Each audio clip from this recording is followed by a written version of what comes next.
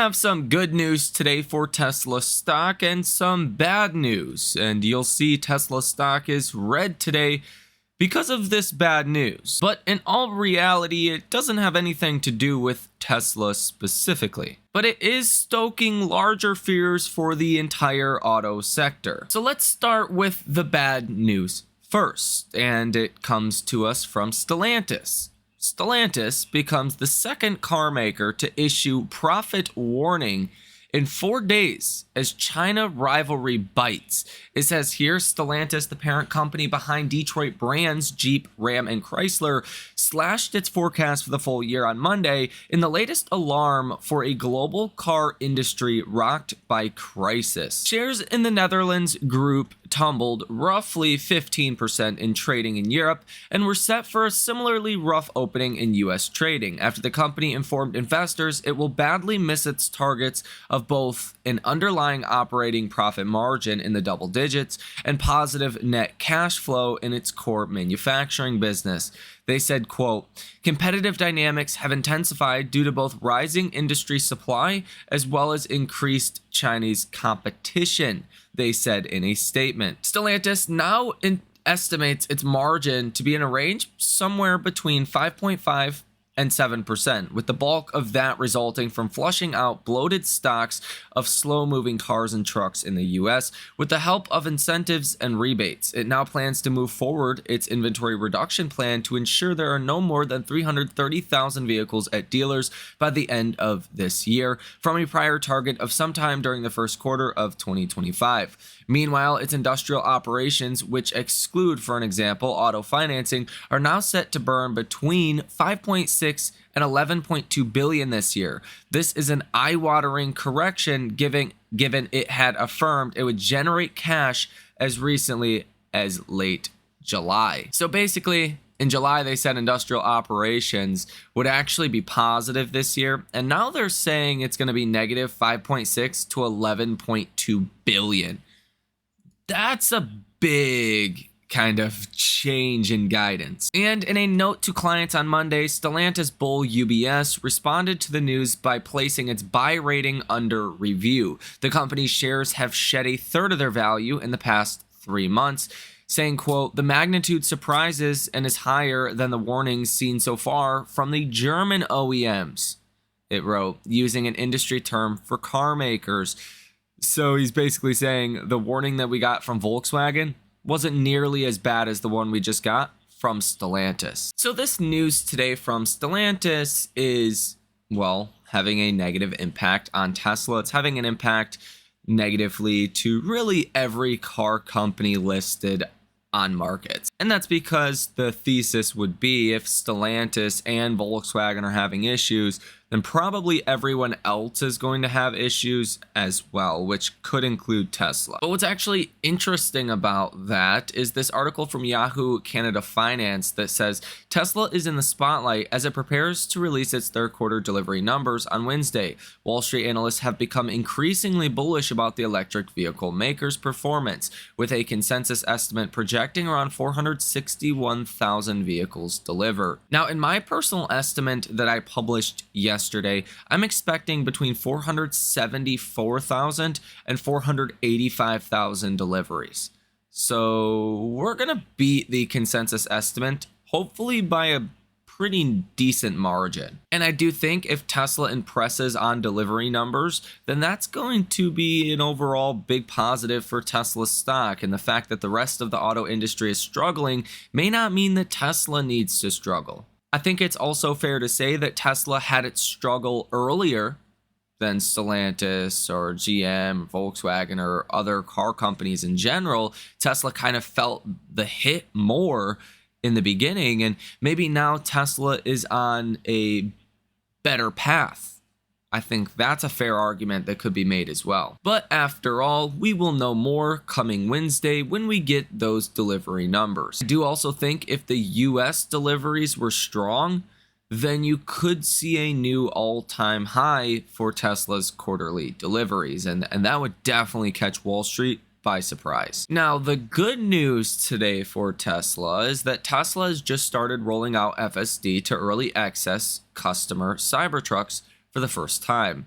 And to End on the Highway has also launched. This is physically the largest Tesla ever to receive FSD. As Sawyer Merritt points out, tons of celebrities that have never tried FSD before will soon get FSD on their Cybertrucks. Those celebrities have a combined 2.5 billion followers. So I could imagine a scenario where Shaq or Kim Kardashian or Justin Bieber or someone else with a large following base starts to talk about FSD in their Cybertruck, and that's gonna create even more attention for FSD, for Tesla and Tesla's products. Really, either way, I can't imagine a scenario where that is negative for Tesla. Ashok Alashwami writes in X, great job by the Tesla AI team on meeting the goals laid out for September. End to End on the Highway is the first shipping to Cybertrucks. We are close to an early release build for remaining platforms and will release to internal employees in the next week or so. Elon Musk actually comments as well and says, nice work. That leads us back to the roadmap for the rollout of FSD.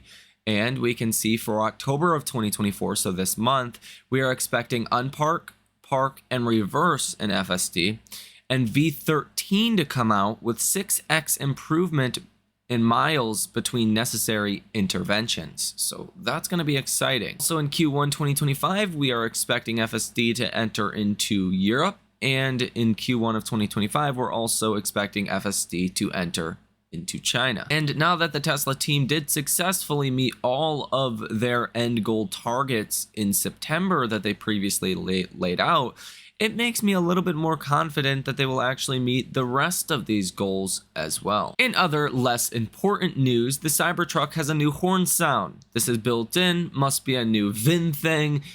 Scott says here on X, take a listen to this and tell me what you think.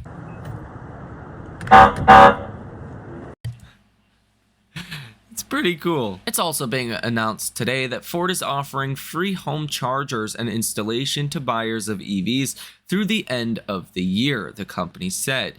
CEO Jim Farley just said, quote, there's no bigger obstacle than charging. And that's basically it. If you don't have charging infrastructure for EVs, you're not going to sell any EVs. It's going to be hard for EVs to catch, adoption in a large way. What we really need is charging stations that are as abundant as gas stations, and that's when you get mass adoption for EVs, but not until then. Although it does help being able to charge at home because we don't have gas stations at home, so that is positive for EVs, but not everyone's able to charge at home. With that said, today, even though Tesla stock is in the red at the time of recording this video, you do see sentiment for Tesla that is neutral at 46 today. Yesterday, it was bearish at 44. Now, what's also interesting about Tesla stock's decline today is a lot of Chinese stocks are actually doing very well. In fact, the CSI China 300 index soared 8.5% overnight last night. So really, overnight was China's Monday. That is a crazy big day. And even some lesser known Chinese indexes rallied almost 20% overnight last night, following yet again more stimulus measures. Chinese banks have been told to cut rates by about 50 basis points on existing mortgage loans. And it's now being reported that the Chinese stock market enters a technical bull market with a 20% gain in 2 weeks. Before this big rally over the past couple of weeks, the CSI 300 was trading at 5.5-year lows. As far as option activity today in Tesla stock, volume is very positive, coming in at 65% calls and 35% puts.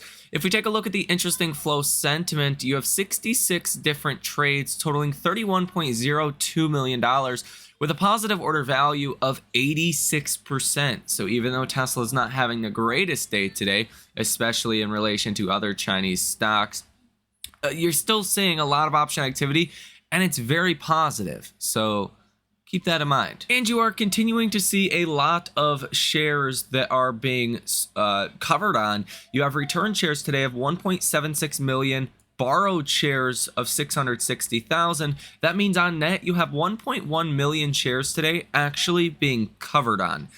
Short interest of free float sitting at 2.77%, $20.05 billion currently sold short in Tesla stock, totaling 76.97 million shares. Global inventory numbers for Tesla continue to plummet, with the Model Y now down to about 5,000 in total global inventories.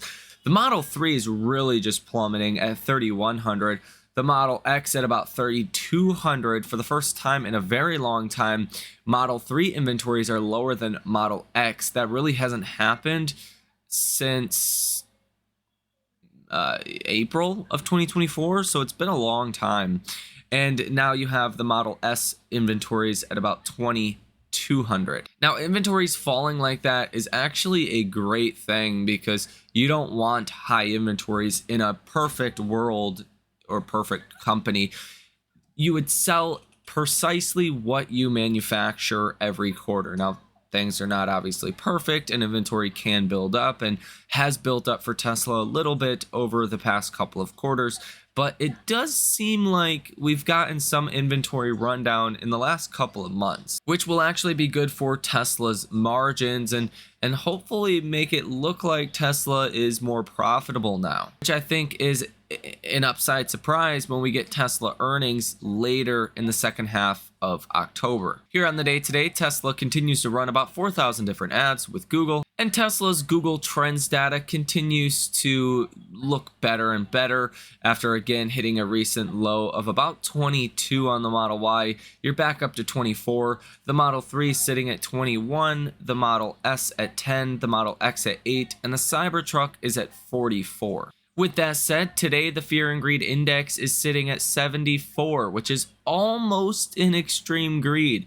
As of Friday, you were at 67, so this is a 7-point jump in the Fear and Greed Index today, which is pretty interesting because generally speaking, it's a kind of neutral day today. So to see a big jump like that, pretty interesting. Market momentum is greed, stock price strength, extreme greed, stock price breadth, extreme greed, put and call options, extreme greed. Market volatility is neutral, safe haven demand is greed, and junk bond demand is fear. The percent of stocks trading above their 50-day moving average today is at 64.91%. You do have a 0.5% of stocks today that are breaking above their 50-day moving average. So again, not a super great day. So I find it interesting that CNN's Fear and Greed Index is showing a 7-point increase that would normally be reflective of a really good day in markets, but that's not the case today. Today we did get the Dallas Fed Manufacturing Index that came in at negative 9.0, although that is better than last month where you were at negative 9.7. That's way worse than the estimated negative 4.5. So it was about twice as bad as the estimate. Dan Ives wrote on X today, "We believe this stage is set for tech stocks to move 10% higher into year end and another 20% in 2025.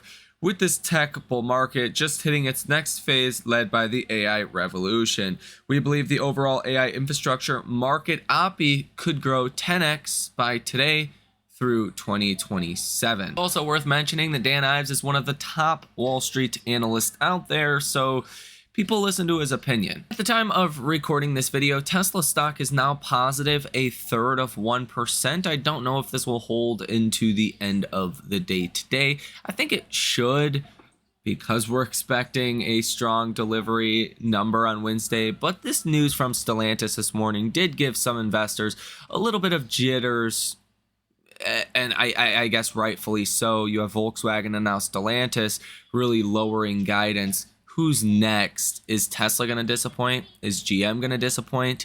You know, I think these statistical odds are higher now than they were previously. Okay, do I think Tesla's going to disappoint though? Absolutely not. I think quite the opposite. I think Tesla's going to impress.